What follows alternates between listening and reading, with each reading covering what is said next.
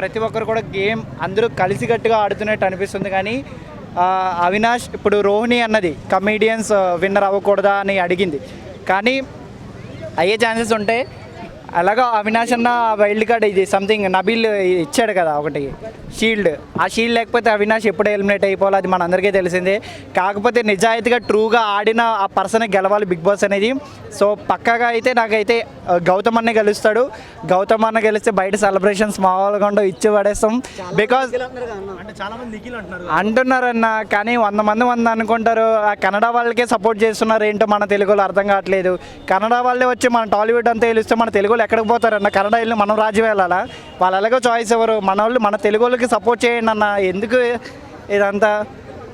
So మళ్ళీ Nikhil game play ఎట్లా అనిపించింది స్టార్టింగ్ నుంచి? నిఖిల్ బాగానే ఆడుతున్నాడు, బట్ కాకపోతే గ్రూప్గా ఆడినట్టు అనిపించింది. చాలా దాంట్లో గ్రూప్గా ఆడినట్టు అనిపించింది.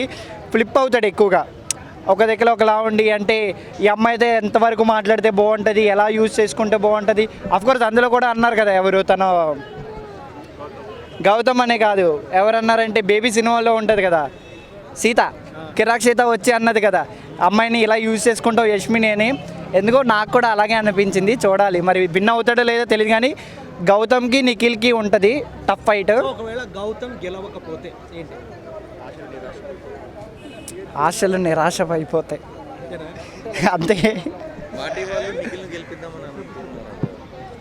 లేదన్న, బిగ్ బాస్ అనేది జెన్యున్గా మేము నమ్ముతున్నాం. నిఖిల్ని కల్పించినట్టయితే ఫేక్ అని ప్రూవ్ అయిపోద్ది. ఎందుకంటే గౌతమ్ ఆడినట్టు నిఖిల్ ఆడలేదన్న. టఫ్ ఫైట్ గౌతమ్ చాలా గట్టిగా ఇచ్చాడు. చూస్తున్నాను నేనైతే బిగ్ బాస్కి సీజన్ 1 నుంచి ఇప్పటి వరకు డైహార్డ్ ఫ్యాన్ నేనైతే. అఫ్కోర్స్ సీజన్ 9కి నేను వెళ్ళొచ్చు అనుకుంటున్నా. సరే చూద్దాం. సో మళ్ళీ ప్రేరణ గురించి మీరు ఏం చెప్తారు? ఎందుకంటే కాదు, ప్రేరణ నా దిల్లు, నా ఖుష్, అంతవరకే, విన్నర్ కాదు.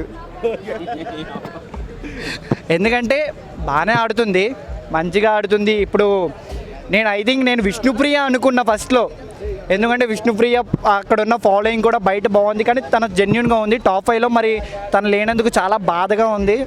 చూడాలి. ప్రేరణ బాగుంది. ఎవరు? అన్న విష్ణుప్రియ గేమ్ గురించి చూస్తున్నారు తప్ప మనసు చూడండి అన్న, తన జెన్యూనిటీ చూడండి. ఇప్పుడు పెద్ద ప్లాట్ఫామ్లో ఎవరు వచ్చి అడిగినా సరే ఇలా లవ్ చేస్తున్నాను ఇది చేస్తున్నానని ఎవరు చెప్పరు, ఫేక్గా ఉంటారు. కానీ ఆ పెద్ద ప్లాట్ఫామ్లో తను డేర్గా చేసి నేను ఇలా లవ్ చేస్తున్నానని చెప్పిందంటే దానికి నిజంగా ఒక పెద్ద టీనేజ్ వాళ్ళందరూ హ్యాట్స్ ఆఫ్ అయ్యారు. లేదన్న, స్టంట్ అనిపించలేదు. లేదు తన ఫేస్లో కూడా ఎక్స్ప్రెషన్స్లో తెలుస్తాయి. కంటెంట్ పరంగా అయితే అస్సలు కాదు. తన జెన్యున్గా ఉంది, బయట ఎలాగ ఉందో లోపల కూడా అలాగే ఉంది, జెన్యున్గా ఉంది. సో జనాలకి ఎందుకు నచ్చలేదో అర్థం కాలేదు, కానీ బట్ విష్ణుప్రియ మంచి ప్లేయర్. కానీ గేమ్ పరంగా చూసుకుంటే తను ఆడలేదు, బట్ పర్సనాలిటీ వైజ్ చూసుకుంటే తను మంచి ప్లేయర్. సో రేపు టైటిల్తో బయటికి ఎవరు రాబోతున్నారు? గౌతమ్ అన్నా, తగ్గేదేలే.